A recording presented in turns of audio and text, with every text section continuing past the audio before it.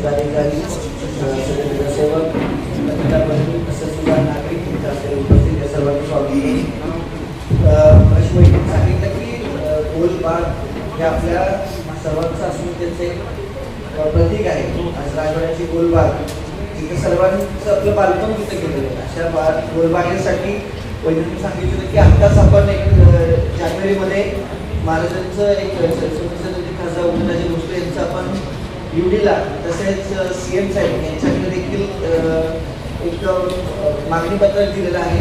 त्या संदर्भात आपण मागणी न्यूज पण वाचले असतील की या बागेला आर्थिक निधी प्राप्त होण्यासाठी आपण मागणी पत्र देखील तिथं दिलेलं आहे. ते लवकरात लवकर आपण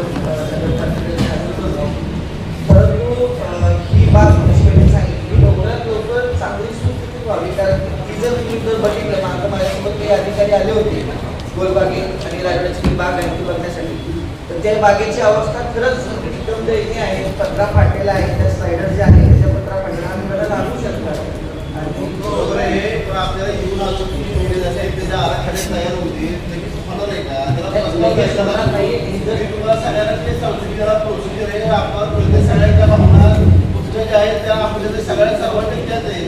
बरोबर हळूहळू थोडं जायला लागेल, फार करू नका.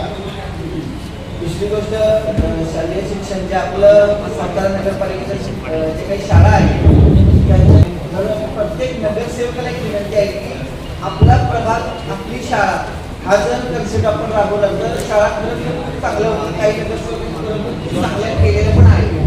त्याचं आपण सगळ्या शाळेला आमचे सर्व मंडळाचे यांनी आमच्या वेळोवेळी बाहेर तुमच्या मला अधिकारी झालेले आहे आणि आपण जर मार्गदर्शन केलं त्यामध्ये इन्व्हॉल्व होतील आणि जूनपासून शाळा सुरू होतील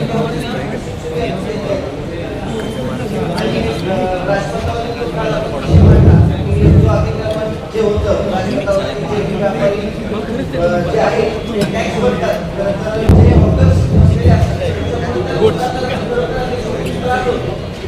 याचा देखील आपण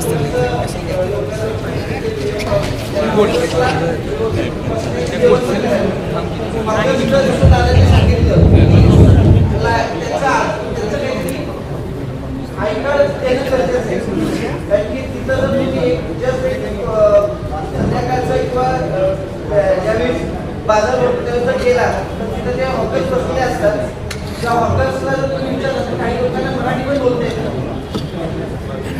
काय ऑर्डर आहे तुला ठेव घ्या हो तरी महत्वाचं पाहिजे.